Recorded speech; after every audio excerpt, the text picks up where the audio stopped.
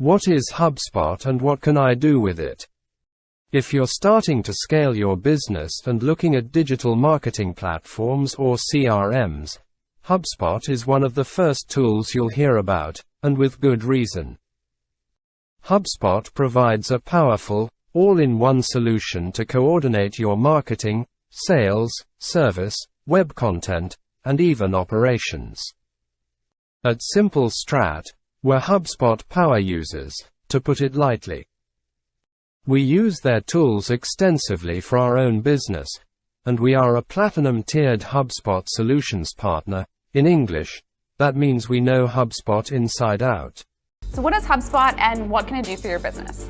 That's a good question, and it's one that people often look to answer because it does so many things. So at a top level, HubSpot can do marketing automation, there's a sales component, and then there's service.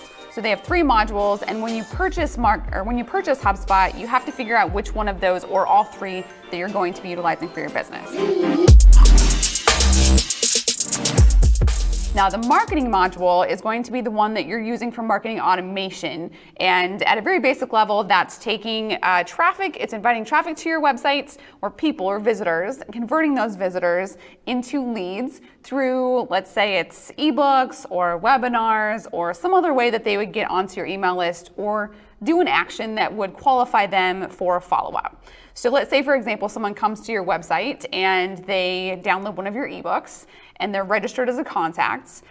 There's a feature in marketing, HubSpot marketing called workflows that you can then send them a follow-up and have that automated. There's a variety of components that make that possible. You have things like a blog. HubSpot has a blog component that allows you to track all of that into one place. Landing pages where you have the sole focus of that content on that page is for the visitor to complete that action. You have CTAs, which are calls to action, and that's if you're ever reading a blog and you see that there's a little section that says, hey, do you want to grab this ebook, or do you want to download this white paper? That's what CTAs would be in HubSpot. And then you have the workflows, which is setting up the, if this contact does this, then the system does this. And think about it from a sales perspective. If you get to the point that a contact does, let's say 7 actions, at the end of those 7 actions, they might be qualified for a sales conversation. In that case, you might have an email triggered to a sales representative that says, hey, this person completed 7 things on your website, and now they're ready for a phone call. I have it set up so that when someone sees our service page on our website, I've set up a very fun email that says, crikey, they're ready for a phone call. Better get on that, mate. So you can have a little fun with it.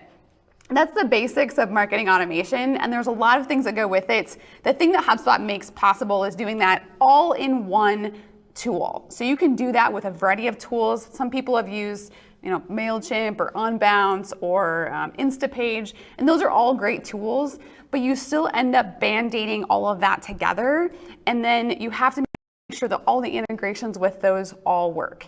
Now, HubSpot will still work with third-party tools like Leadpages and like Instapage. If you have a library already set up there and you want to slowly migrate yourself to the platform, that's okay. You might have to use a third-party tool like Zapier that would allow you to zap information back and forth between systems, between HubSpot and MailChimp. You probably are going to get to the point you don't want to do that because, again, it's all in one platform. So if you go onto the website and you look for HubSpot marketing, you're going to see that there's a free version, there's a starter version, and there's a professional version, and then enterprise. And the difference in those is going to come down to feature set. So the biggest difference as you go down the line is going to be functionality. You don't get to that core marketing automation piece that you're probably looking for until you get to the professional level. So once you get to that point, again, it's going to be several $100s a month, but the ability for you to save time and nurture those leads throughout the course of their customer lifetime is really important and valuable. So that's the marketing module. A lot of times people will look at the sales module, and the sales module is going to be designed specifically for sales. When HubSpot first started with their marketing tool, they offered a glimpse of this, but over the last several years, they've realized marketing and sales need to work together. So by having both of these systems together, you then have one, the information flows into one, and then can be going back and forth between marketing and sales. Now, same as marketing, there's different levels for sales, and what it makes possible is you can have just a basic free CRM. So if you don't have a customer relationship management tool, which is what that is, You can get a free one on HubSpot and then still pay for the marketing professional. If you want to start with just sales, you can have the sales components at a very basic level, and you can get things like templates.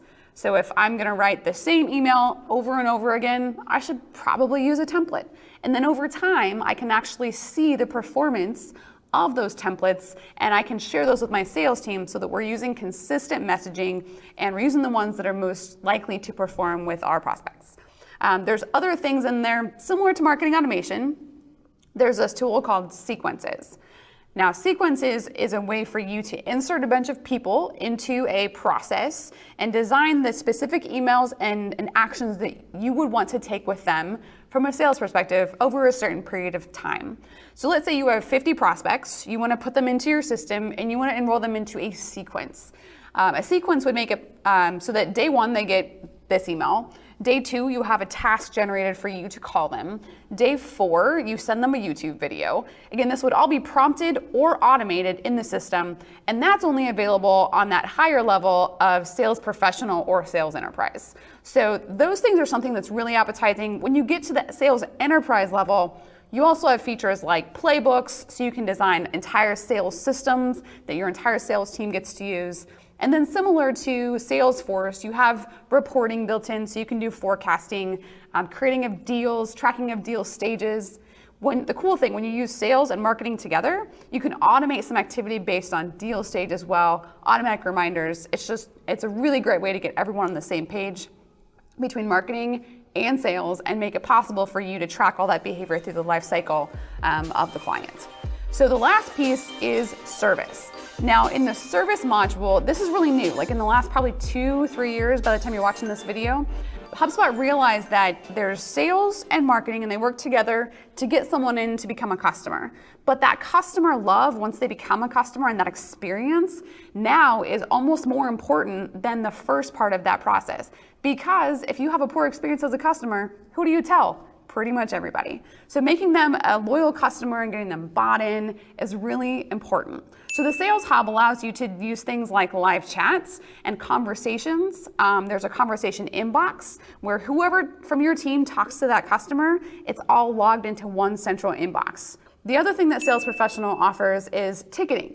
So if you've used a tool like Salesforce or perhaps any help desk software, you have things called tickets. They're customer requests, things you have to respond to. These can be logged inside HubSpot.